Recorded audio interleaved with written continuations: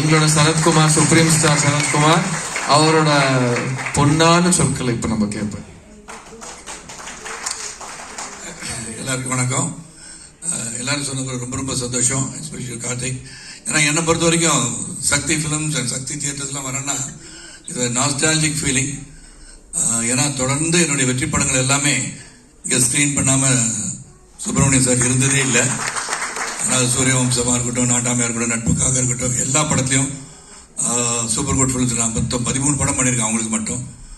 அந்த 13 படமும் இங்கே ரிலீஸ் ஆகிருக்கும். ஸோ அதுதான் வந்து the connection that I have with Sakthi films and Tiruppur Subramanian sir.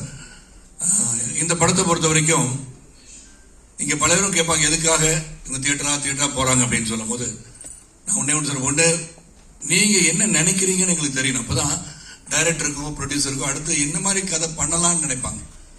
ஏன்னா இட்ஸ் ஒரு மார்க்கெட்டிங் ஸ்ட்ராட்டஜினா yes it's partly marketing strategy. அதே சமயத்தில் உங்களுக்கு பார்த்தா நீங்கள் என்ன நினைக்கிறீங்க. ஏன்னா நீங்கள் சோஷியல் மீடியாவில் திட்டத்தோட நேராக திட்டா கூட நான் சந்தோஷப்படுவேன். அதனால அங்க நீங்க தெரியாத முகத்தை திட்டிக் கொண்டிருப்பதை விட தெரிந்த முகத்தை தெரிந்த இடத்திலே திட்டினால் சிறப்பாக இருக்கும்னு நினைக்கிறவங்க. வித்தவுட் எனி பாய் நீங்க சொன்னா கூட இது சரியில்லை சார், அடுத்தது திருத்திக்க பார்க்கலாம். That is we want to go and see the reactions. தொடர்ந்து நடக்கணும்னு நினைக்கிறேன். நான் எந்த ஒரு சிறு ப்ராடக்ட் பண்ணாலும் அது பப்ளிசிட்டி முக்கியம். அந்த பப்ளிசிட்டி இருந்தாலும் அந்த ப்ராடக்ட் வந்து ரீச் ஆகும். அது இன்னைக்கு சோஷியல் மீடியா இருக்கு, எல்லாரும் கையிலையும் ஃபோன் இருக்கு, எல்லாரும் பத்திரிகையாளர்கள், எல்லாரும் கருத்து சொல்பவர்கள்.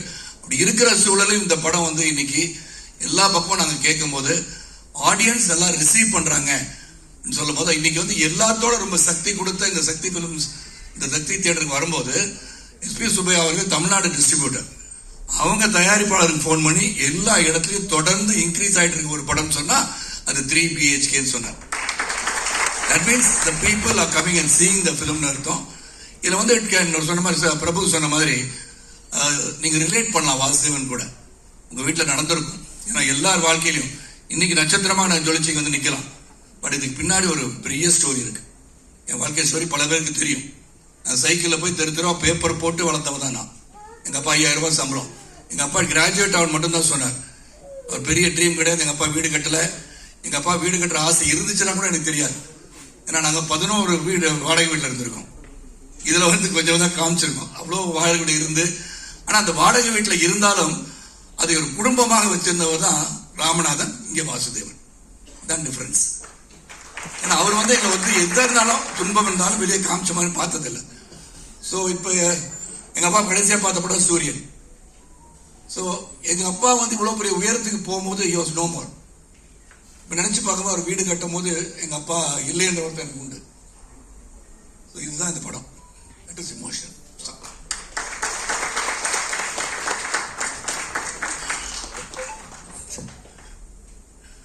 This brings a lot of emotions in the film.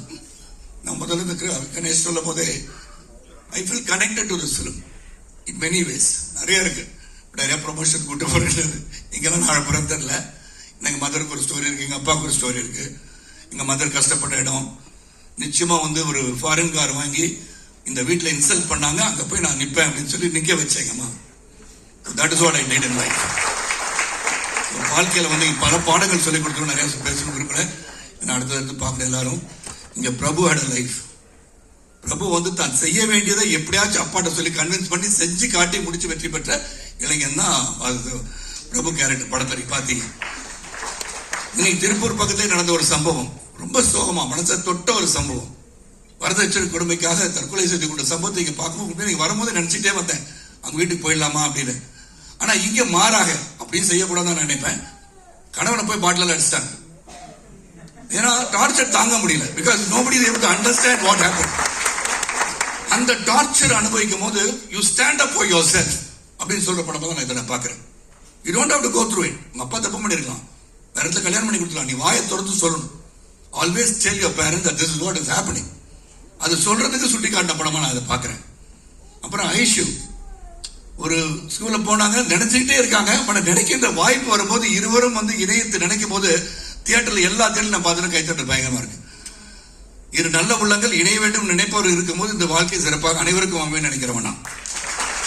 So இதெல்லாம் வந்து very very final aspects of this film. இதெல்லாம் ஒன்று சேர்த்து கொடுத்தவர் தான் இந்த எழுத்தாளர், இயக்குனர்.